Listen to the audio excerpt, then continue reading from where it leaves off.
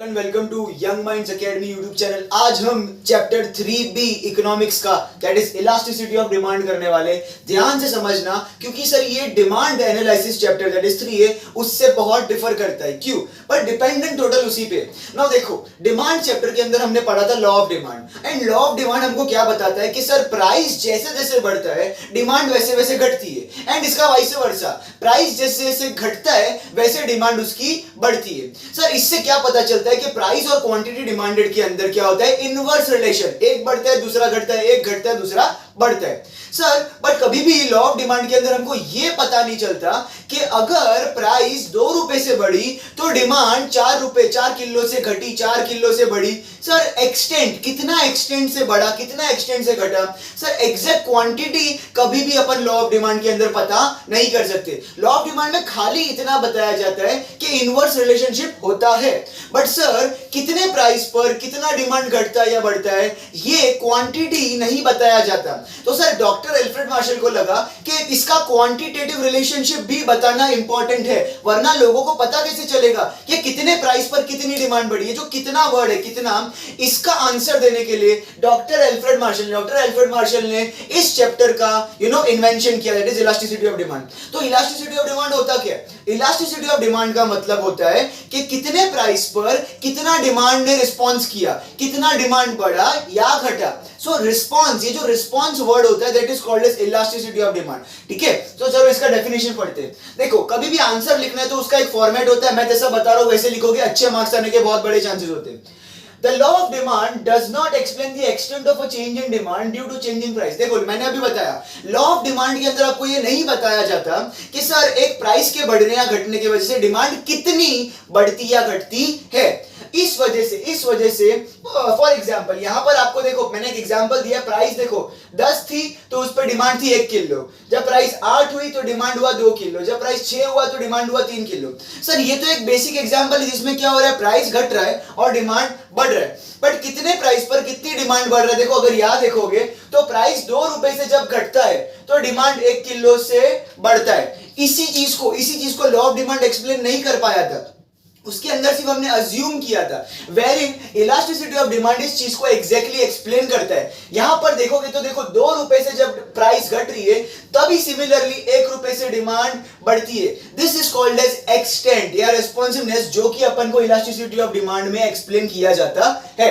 Now law of demand fails to explain the quantitative relationship. Sir quantitative relationship का मतलब होता है extent, कितने प्राइस पर कितना डिमांड बढ़ या घट रहा है, अफेक्ट कितना हो रहा है। ठीक है, तो therefore professor Alfred Marshall explain the concept of elasticity of demand in detail. तो प्रोफेसर एल्फ्रेड मार्शल को लगा कि नहीं भाई, क्वांटिटेटिव रिलेशनशिप बताना भी जरूरी है, इंपॉर्टेंट है, उसके लिए उन्होंने ये चैप्टर का बनावट किया, इन्वेंशन किया। नाउ सर कॉन्सेप्ट क्या है? It indicates responsiveness of one variable to a change in other variable। Sir एक प्राइस, एक क्वांटिटी के प्राइस में, एक किसी कमोडिटी के प्राइस में चेंज होने की वजह से उसकी डिमांड कितनी बढ़ती या घटती है। मतलब price is one variable and demand is other variable. तो एक वेरिएबल के बढ़ने के घटने की वजह से दूसरे वेरिएबल डिमांड में कितना असर पड़ता है वो इस चीज में बताया गया है basically. Next, elasticity of demand refers to degree of responsiveness of quantity demanded to a change in price और एनी अदर फैक्टर। सर क्या जो अपना डिमांड है यहां पर वो सिर्फ प्राइस की वजह से ऊपर नीचे अफेक्ट होता है? नहीं, हमने लॉ ऑफ डिमांड चैप्टर के अंदर देखा था डिमांड एनालिसिस में, there are total 14 factors that affects demand. तो जरूरी नहीं है सिर्फ प्राइस की वजह से डिमांड बढ़े या घटेगा, बट कोई भी अदर फैक्टर, कोई भी तरीके का फैक्टर हो सकता है जिसकी वजह से डिमांड बढ़ या घट सकता है। तो वो कितना बढ़ेगा कितना घटेगा, द एक्सटेंट, द रिस्पॉन्सिवनेस, उसको हम इस चैप्टर में पढ़ने वाले हैं। Okay, now there are types of elasticity of demand. कि भाई इलास्टिसिटी ऑफ डिमांड के टोटल 3 टाइप्स होते हैं, उसमें से पहला टाइप हम आज पढ़ेंगे वो है income elasticity. Sir income elasticity का बेसिक मतलब होता है कि income is a factor that affects demand. इतना हमने पढ़ा था पिछले चैप्टर में कि इनकम एक फैक्टर होता है जिसकी वजह से डिमांड अफेक्ट होता है। फॉर एग्जांपल अगर किसी व्यक्ति का, किसी पर्सन का इनकम ज्यादा है तो वो डिमांड भी क्या करेगा, ज्यादा करेगा। वैन किसी पर्सन का अगर इनकम कम है, आमदनी कम है, तो वो खर्चा क्या करेगा, कम करेगा, डिमांड भी कम करेगा। सर ये देखो, It refers to the degree of responsiveness. What is it? Degree of responsiveness of a change in demand, a change in quantity demanded to a change in income. तो सर यहाँ पर change demand, जो demand है वो किससे affect हो रहा है? सिर्फ और सिर्फ इनकम की वजह से. तो इधर बोला इनकम ओनली. अदर फैक्टर्स, यहाँ पे other factors including price remains unchanged. तो देखो जब इनकम अफेक्ट कर रहा है ना डिमांड को, तब हम क्या मानेंगे कि बाकी के जो 13 फैक्टर्स है, 13 फैक्टर्स है, वो कांस्टेंट है, दे आर अनचेंज. प्राइस भी कांस्टेंट है. तो सिर्फ इनकम ही एक ऐसा फैक्टर है जो कि डिमांड को अफेक्ट कर रहा है इस वाले टाइप के अंदर. ठीक है, चलो. तो सर इसका एक इलास्टिसिटी ऑफ डिमांड निकालने का फॉर्मूला होता है. इलास्टिसिटी ऑफ डिमांड को हम कैसे डिनोट करते हैं? कैपिटल ई से आप इलास्टिसिटी ऑफ डिमांड को डिनोट करते हो, एंड सर इनकम को आप डिनोट करोगे वाई से. तो इलास्टिसिटी ऑफ डिमांड को कैलकुलेट करने का फॉर्मूला होता है ई वाई. नाउ देखो कॉमर्स सेक्शन के अंदर, कॉमर्स में जो महाराष्ट्र बोर्ड है उसके अंदर अपन को सिर्फ फॉर्मूला को स्टडी करना होता है, इस पे आपको सम्स नहीं आते. Where in CBSE board and ICSE board के अंदर इसके ऊपर सम्स आते. तो देयरफॉर ये फॉर्मूला बहुत इंपॉर्टेंट होता है. बट कॉमर्स सेक्शन जो कि महाराष्ट्र बोर्ड का, उनको सिर्फ ये फॉर्मूला समझना इंपॉर्टेंट, दैट्स इट. अब फॉर्मूला क्या होता है? Sir percentage change in quantity demanded, वो आपको ऊपर लेना है, divided by percentage change in income. आपकी जितनी डिमांड में चेंजेस हुआ, अगर आप उसको इनकम से डिवाइड कर दोगे तो आपको पता चल जाएगा कि आपका कितना इलास्टिसिटी ऑफ डिमांड है. ठीक है, यहां पर एक पूरा का पूरा एक्सप्लेनेशन करके दिया हुआ है. अब है ना इसके अंदर एक सिंपल मैं आपको है ना एग्जांपल देता हूं. फॉर एग्जाम्पल आप है ना 10 किलो मैंगो, आप है ना 10 किलो मैंगो को खरीदते थे 1000 रुपीज में. कितने में खरीदते थे? 1000 रुपीज में. पर बाद में क्या हुआ सर, आपका है ना प्राइस घट गया 800 पे, तो आपकी डिमांड क्या होगी? ऑफ कोर्स बढ़ेगी. तो देखो यहां पर आपकी डिमांड कितनी हो जाएगी? यहाँ पे आपकी डिमांड हो जाएगी फॉर एग्जाम्पल 12 kg. ठीक है, तो देखो यहां पर आपका क्या हो रहा है सर? चेंज हो रहा है. अब है ना इसको यहां पर सब्स्टिट्यूट कैसे करने का? Percentage change in quantity demanded. Sir quantity demanded में कितना चेंज हुआ? सर 1000 से 800 पे आ गया. 1000 से 800 पे आ गया मतलब कितना चेंज है? 200 का चेंज है. ये चेंज रिकॉर्ड करना है. क्या रिकॉर्ड करना है? चेंज. सर अब है सर इनकम में क्या होता है कि सर 10 किलो से 12 किलो पे गिर गया, तो कितने पे गया? 2 किलो से बढ़ा. तो यहाँ पे आएगा चेंज इन प्राइस या इनकम बोलो. ठीक है, तो वो देखो अभी इसके अंदर डिवाइड करेंगे तो 2 1 और यहाँ पे आएगा 100. तो आपका इलास्टिसिटी ऑफ डिमांड क्या होगा सर? 100 होगा. तो इस तरह से आपका इलास्टिसिटी ऑफ डिमांड पता चलता है. तो ये 100 क्या डिनोट करता है? 100 डिनोट करता है कि आपका जो इलास्टिसिटी है वो 100 है. इसका मतलब होता है कि सर आप इतना रिस्पॉन्ड करते हो. आप क्या करते हो? इतना रिस्पॉन्ड. मतलब अगर आपका छोटा सा भी प्राइस चेंज होगा तो आप इतनी चीज की डिमांड एक्स्ट्रा करोगे या तो इतनी चीज की डिमांड कम करोगे. That is called as elasticity of demand में इनकम इलास्टिसिटी. अब सर इसका एक फॉर्मूला एक्सप्लेनेशन है. क्या होता है? Percentage change in quantity demanded upon percentage change in Y, मतलब होता है इनकम. अच्छा सर यहाँ पे देखो ओरिजिनल डिमांड, ओरिजिनल इनकम को क्यू और वाई से डिनोट करोगे. ये ट्राइंगल का मतलब, डेल्टा का मतलब होता है चेंज, कितना चेंज हुआ. अच्छा सर डेल्टा क्यू का मतलब होता है change in quantity demanded, and delta Y मतलब change in income of a consumer. तो इस तरह से आपको ये पूरा फॉर्मूला याद रखना है. नाउ देखो ये जो इनकम इलास्टिसिटी है वो 3 तरह की हो सकती है. एक होती है positive, second negative, and third is zero income elasticity. Sir तीनों अलग अलग टाइप्स में हो सकती है. फॉर एग्जांपल अगर आपकी इलास्टिसिटी ऑफ डिमांड का आंसर अगर पॉजिटिव है मतलब ग्रेटर देन जीरो है, तो क्या उसका मतलब होता है? Normal goods for which demand increases with increase in income. देखो अगर आपका डिमांड इलास्टिसिटी ऑफ डिमांड 0 से ऊपर है, पॉजिटिव है, दैट मींस आप क्या करोगे? आपकी अगर इनकम बढ़ेगी तो कोई भी आप डिमांड, कोई भी नॉर्मल गुड्स जो होते हैं, नॉर्मल जो रोज यूज करते हो आप, उसकी डिमांड आप क्या कर दोगे? इंक्रीज करोगे. क्या करोगे? इंक्रीज करोगे. नेगेटिव इनकम इलास्टिसिटी का मतलब है अगर आपका वैल्यू ये होता है 0 से ग्रेटर, ये होता है 0 से लेस देन. सो ठीक है, तो यहाँ पे आपका आंसर क्या आएगा? Less than 0. क्या आएगा? Less than 0. अच्छा सर लेस देन 0 में आपका क्या रहेगा कि भैया इंफीरियर गुड्स. आप क्या करोगे सर? इंफीरियर गुड्स की जो डिमांड होगी for which demand decreases with increase in income of consumer. Sir अगर नेगेटिव आया इसका मतलब होता है कि आप इंफीरियर गुड्स को नहीं खरीदोगे. आप क्या करोगे? आपके पास पैसों की कमी है तो आप सिर्फ उन्हीं गुड्स को खरीदोगे जो फ्रेश होंगे पर जो आपको सेटिस्फाई कर सकते हैं फिलहाल के लिए. ठीक है, आपका पेट भरने लायक.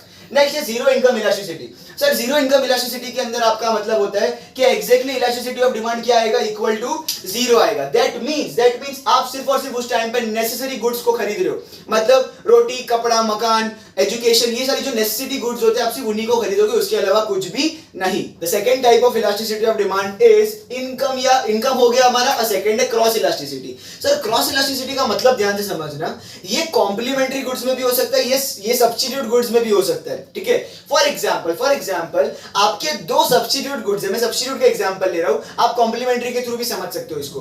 For example T and coffee, okay. Now for example अगर कॉफी का है ना और टी का, दोनों का प्राइस और डिमांड अपन कंपेयर करने वाले। फॉर एग्जांपल अगर टी का प्राइस बढ़ जाता है तो आप दिमाग लगाइए, क्या कोई भी लोग टी को खरीदेंगे, टी को पीने की कोशिश करेंगे? नो सर, टी को नहीं खरीदेंगे। वो लोग क्या करेंगे? डिमांड करेंगे, किसको? कॉफी को करेंगे। फॉर एग्जांपल अगर टी और कॉफी की इनिशियल प्राइस 10 रुपए थी, इनिशियल प्राइस, स्टार्टिंग प्राइस दोनों की 10 रुपए थी, बट अचानक से चाय वाले ने 10 रुपए से चाय की कीमत बढ़ा के 12 रुपए कर दी, बट कॉफी अभी भी 10 रुपए की है, कॉफी में कोई फर्क नहीं पड़ा। तो लोग क्या करेंगे? लोग तो जो सस्ता होगा वही खरीदने की कोशिश ज्यादा करेंगे। तो देखो यहां पर जब प्राइस बढ़ी टी की 10 से 12 पर चली गई, तो सर उसकी वजह से बेचारे कॉफी की क्या हो गई? डिमांड बढ़ गई। वो बेचारा नहीं, एक्चुअली वो बहुत वो होगा, बहुत ईमानदार और बहुत सारा वो है ना लकी होगा, क्योंकि एक की प्राइस बढ़ने की वजह से दूसरे की डिमांड ऑटोमेटिकली बढ़ गई। बेचारे कॉफी को तो कुछ करने की जरूरत पड़ी ही नहीं, ठीक है। तो यहां पर क्रॉस इलास्टिसिटी का मतलब होता है एक गुड्स के प्राइस के बढ़ने या घटने की वजह से दूसरे गुड पर उसकी डिमांड पर जब असर पड़ता है, उसकी डिमांड जब बढ़ती या घटती है, हम उसको बोलते हैं क्रॉस इलास्टिसिटी, क्रॉस कनेक्शन बोलते हैं। एक की वजह से दूसरा बढ़ा या घटा, that is called as cross elasticity of demand. Okay, so let's see, it refers to a change in quantity demanded of one commodity due to change in price of other commodity। और ये किसमें किसमें होता है? Complement goods में होता है या तो सब्स्टिट्यूट गुड्स में होता है। अब ना सर अगर इलास्टिसिटी ऑफ डिमांड निकालने का फॉर्मूला पूछे तो हमेशा याद रखना, इलास्टिसिटी ऑफ डिमांड है ना, उसके अंदर क्वांटिटी डिमांडेड हमेशा ऊपर रहेगा, प्राइस हमेशा नीचे रहेगा। इसके पहले हमने इनकम इलास्टिसिटी देखा, उसमें भी क्या था? क्वांटिटी डिमांडेड ऊपर था, प्राइस नीचे था, ठीक है। तो सर यहां पर भी same to same quantity, percentage change in quantity demanded of दो कमोडिटीज मैंने कौन सी ली है? कॉफी और दूसरा लिया है टी। तो देखो जब कॉफी का डिमांड कैसे चेंज हुआ? जब टी का चेंज इन प्राइस हुआ। तो इन दोनों की वजह से सर डिमांड जिसकी है वो ऊपर रहेगा तो कॉफी ऊपर है, प्राइस जिसका है टी का है तो टी नीचे रहेगा। सर इसको सिंबॉलिकली कैसे एक्सप्लेन करने का है? सिंबॉलिकली आपको सिर्फ इसको लिख देना है as it is, that is elasticity of that is cross elasticity, इसके लिए यहाँ पे सी लिखा गया है। Okay, percentage change in quantity demanded of coffee upon percentage change in price of tea. Sir इन दोनों को डिवाइड करना होता है, तो कैसे? देखो ट्राइंगल का मतलब होता है चेंज, तो change in quantity demanded of coffee upon sir original उसका प्राइस क्या था? ओरिजिनल उसका जो भी प्राइस था, उसका डिमांड था वो। देखो अब फॉर एग्जांपल मैंने जो डिमांड दिया था, अभी जो एग्जांपल दिया था उसमें देखो मैंने बोला था कि सर टी और ये कॉफी, ये दो अलग अलग कमोडिटीज है। जब दोनों का प्राइस है ना पहले सेम था, दोनों का प्राइस पहले क्या 10-10 रुपया था, बट बाद में क्या हुआ सर? टी का प्राइस 12 रुपया हो गया, तो कॉफी का डिमांड क्या हो गया? देखो कॉफी का प्राइस अभी भी 10 ही है, बट सर कॉफी का डिमांड क्या हो गया? बढ़ गया। तो इसके प्राइस के बढ़ने की वजह से इसका डिमांड क्या हो गया? बढ़ गया। तो देखो जब भी एक की वजह से दूसरे का डिमांड बढ़ता है या घटता है तब हम ये वाला फॉर्मूला यूज करेंगे। So triangle Q upon Q मतलब change in quantity demanded upon original quantity into original price upon change in price, इधर वैसे जाएगा। सर तीन तरह की क्रॉस इलास्टिसिटी कौन सी होगी? First will be positive cross elasticity, जो कि आपको सब्स्टिट्यूट गुड्स में देखने मिलेगी, जैसे कि टी एंड कॉफी, जैसा हमने एग्जांपल दिया। नेक्स्ट है सर नेगेटिव क्रॉस इलास्टिसिटी, जो कि हमको कॉम्प्लीमेंट्री गुड्स में देखने को मिलती है, that is T and sugar. अगर टी नहीं होगा शुगर नहीं बन सकता, अगर शुगर नहीं होगा तो टी नहीं बन सकता एक्चुअली, ठीक है। इसके अलावा यहाँ पे क्या लिख सकते हैं? Pen and ink. सर अगर इंक नहीं होगा तो पेन का चलने का कोई फायदा ही नहीं है। या फिर हम ले सकते हैं पेट्रोल एंड कार, सर बिना पेट्रोल के कार चल नहीं सकती। तो ये सारे कुछ कॉम्प्लीमेंट्री गुड्स होते हैं जो कि नेगेटिव क्रॉस इलास्टिसिटी रखते हैं अपने पास। सर जीरो क्रॉस इलास्टिसिटी किसमें होगी? सर नॉन रिलेटेड गुड्स, जिसका कोई लेना देना नहीं है। फॉर एग्जाम्पल अगर मैं बोलूं यहाँ पर है टी एंड बुक्स, सर चाय और बुक्स का कोई लेना देना नहीं है एक दूसरे से, बट तो ये ऐसे होते हैं नॉन रिलेटेड गुड्स, ठीक है।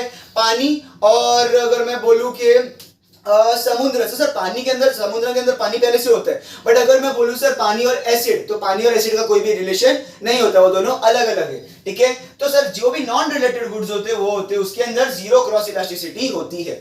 एंड लास्ट थर्ड पार्ट हमारा है price elasticity. Sir elasticity of demand के अंदर ही थर्ड पार्ट होता है price elasticity. Sir price elasticity का मतलब क्या होता है? कुछ नहीं, एकदम सिंपल कि भाई अगर डिमांड चेंज हो रही है तो किस वजह से चेंज होगी? प्राइस की वजह से। किस वजह से? प्राइस की वजह से। जैसे फर्स्ट इनकम इलास्टिसिटी में था कि डिमांड चेंज होती है किस वजह से? इनकम की वजह से। यहां पर क्या होगा प्राइस इलास्टिसिटी के मतलब कि भाई इलास्टिसिटी चेंज होगी प्राइस की वजह से और किसी वजह से भी नहीं। तो सर बाकी सारे फैक्टर्स का क्या होगा? बाकी सारे फैक्टर्स हो जाएंगे कांस्टेंट, अनचेंज। तो कैसे लिखेंगे? According to Professor Alfred Marshall, price elasticity of demand is a ratio of proportionate change in the quantity demanded. मतलब डिमांड चेंज हो रही है of a commodity at a given proportionate change in its price, क्योंकि price की वजह से और बाकी सारे factors remains constant. Sir elasticity निकालनी है तो इलास्टिसिटी ऑफ डिमांड कैसे निकालेंगे? इसके अंदर मैंने बोला है हमेशा आपको डिमांड क्वांटिटी डिमांडेड ऊपर रहना है, तो percentage change in quantity demanded upon price को नीचे लेना है तो percentage change in price. Formula same to same जो यहां पर यूज किया symbolically, same to same formula आपको यहां पर भी लगाना है। सर इसका मतलब क्या होता है? कुछ नहीं, ये जो ट्राइंगल है इसका मतलब होता है change in quantity demanded, and O Q का मतलब होता है sir original quantity. Triangle B का मतलब होता है चेंज इन प्राइस, प्राइस कितना बदला, एंड पी का मतलब होता है ओरिजिनल प्राइस। डिवाइड को जब अपन मल्टीप्लाई बनाते हैं तो वो क्या हो जाता है? शफल हो जाता है, रेसिप्रोकल। तो ऊपर का नीचे और नीचे का ऊपर आ जाएगा। तो इस तरह से अपना यहां पर ये तीनों इनकम इलास्टिसिटी, क्रॉस इलास्टिसिटी और प्राइस इलास्टिसिटी मतलब types of elasticity of demand खत्म होता है। इसी के साथ हम अपना वीडियो एंड करेंगे। इसके आगे हम नेक्स्ट वीडियोस में पार्ट 2 के अंदर, 3 के अंदर इस चैप्टर के आगे के वीडियोस डालेंगे, तो प्लेलिस्ट चेक करना भूलना मत। थैंक यू, एंड हमारे चैनल को लाइक, शेयर और सब्सक्राइब भी कर देना।